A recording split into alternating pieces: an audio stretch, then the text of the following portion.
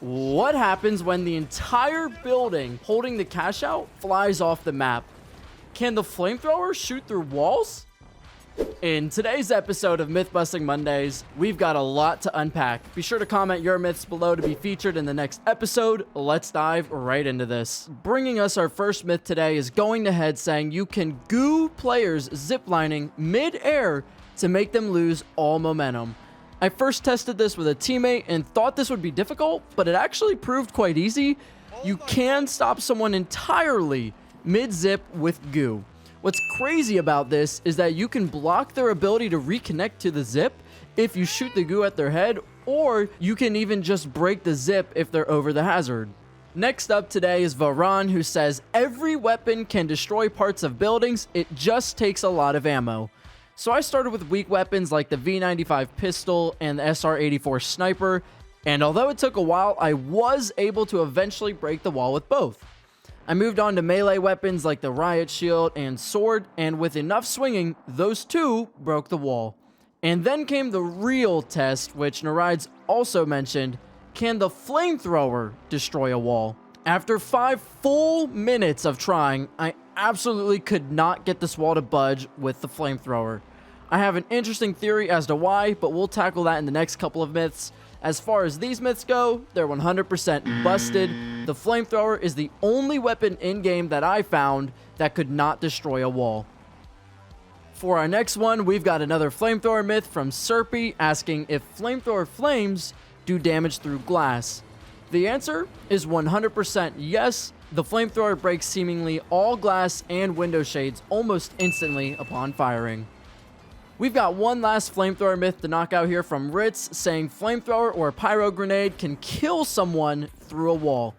This was one of the wildest myths to me so far. I still cannot wrap my head around it, but the flamethrower indeed 100% shoots right through walls. I'm almost certain this is why it can't be used to break walls, as the flames are just going right through it, but I have no clue why this is even in the game. I also tested this with the pyro grenades, and they also bypass walls and floors entirely. This myth is confirmed. Both the pyronade and flamethrower can kill someone through a wall. Man, what is this game? On to our next myth from Luther Lee asking, can you shoot goo through an enemy dome or mesh shield? Especially, can you stop a steal through dome shield, as getting trapped in goo interrupts almost everything? So the latter end of that is true. Shooting someone stealing a cash out with goo will cancel the steal immediately. This in and of itself is an incredibly cool and powerful ability, but what's crazy is what we discovered with the shields. So shields actually reflect goo back at you with the same velocity shot at it.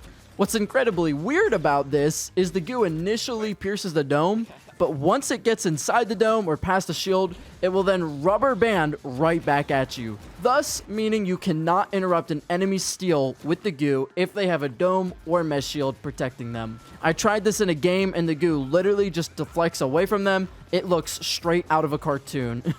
A pretty unique characteristic for shields, but nonetheless, this myth is busted. You cannot shoot goo through enemy shields and thus cannot interrupt a steal if they are sitting behind a dome or shield. Next, we have Your Mom 5885's myth: the APS turret blocks enemy defibs. Now, I wanted to test this both ways and check if the APS turret could body block defibs, or if the APS could just deny defibs within its active range. I tried both here, and neither stopped me from defibbing. I even thought maybe if an enemy APS was body blocking, it could be effective, but in this clip here, I was able to defib right beside the sentry turret and within the APS range, so I'm almost certain the APS cannot stop a defib in any way. As always, if I'm wrong or new info gets discovered, be sure to let myself and everyone know in the comments below. This myth is busted. APS turret does not block enemy defibs. Up next, we got another myth from Ritz saying you can melee someone with mesh shield up. Now, as always, I try to keep my interpretations open to welcome more investigating because I think it's more fun that way. So here I tested both meleeing a heavy holding up his shield and playing as a heavy holding mesh shield and then trying to melee. So playing as a heavy while mesh shield is active, you absolutely can melee someone. Now, trying to melee a heavy holding a mesh shield is a little different. My initial answer was that you could melee someone holding shield, but With a little digging, you learn you actually can't melee through the shield. The only way to melee a heavy with shield active is to walk past his shield and then melee. So the first part of this myth was true, but the second part wasn't. However, I believe Ritz's original myth was asking if you can melee while playing as a heavy with shield up. So for now, we're going to call this one confirmed, but we're taking this one step further with our next myth commented by Oagiza saying, shield can't block melee weapons. So we tested if the shield can block regular melee hits, and it did. But what about melee weapons? So here we managed to get perfect footage displaying that you can reach someone with the sword, but as soon as they put the shield up, it no longer connects. Just like regular melee, the shield does indeed block the melee weapon attacks. However, the shield cannot block the charged attack from the sword. If it could block all melee weapons, I would expect the shield to stop the sword's lunge on impact, but it doesn't. So this myth is confirmed, shields cannot block melee weapons. Next up, we got Valville asking, what happens when a cash out is kicked off the map? The easiest way to do this is using goo, but in my time on the finals, I've definitely seen it happen quite a few times with explosives, jump pads, and other methods. But when the cash out is pushed or falls off the map, it simply floats all the way back up to where it was before it fell. This is pretty simple, but our next myth combines this with an insane myth we tested in our last episode and takes this to a whole new level. This next myth I originally thought would prove too difficult to test in game, but me and Fusion managed to pull it off. We got Forge of Aule saying, if you drop a cash out building off the map with goo guns, what happens? Does the cash out fly back or get stuck in the pit? Can you do it to both cash outs to stop anyone from winning? Bro is cooking a nuclear level myth, and to be honest, I love myths like this. Anyway, we got right to Skyway Stadium and found a cash out location we thought this would be possible with, so we destroyed part of the building first with the sledgehammers, then got gooing. We sent the entire section of the building off the map with the cash out, so we knew it wouldn't spawn at the same location if spawning back at all. But as you can see in the footage, it doesn't float back up like it did in our last myth or when you normally push it off the map. Instead, it teleports to a nearby location at the ground level. It doesn't appear to be the exact same coordinates of the original placement, perhaps the closest location available. So unfortunately, you cannot trap the cash out in the pit and therefore cannot stop the game's progression by doing this to both cash outs simultaneously. This one is busted. This was an insanely fun myth to test, just like the others we've had so far, but we're not done yet. We got a couple more crazy myths today. Up next, Flat-Faced Puggo's myth. Just like the heal gun gadget, enemies' shields will cut line of sight for glitch grenades and protect gadgets or equipment behind it. Now, this was another crazy one that was quite difficult to test, so me and Fusion had to again hop in a match against each other to solve this one, but the result was just nuts. So we put C4s and mines inside and behind shields to see if glitching would pierce the shields and disable the electronics behind. And once again, as crazy as it sounds, the shields do indeed protect equipment behind them and cancel line of sight from the glitch grenade. Oh, wow. It protects it. What? So anything in the shield stays active.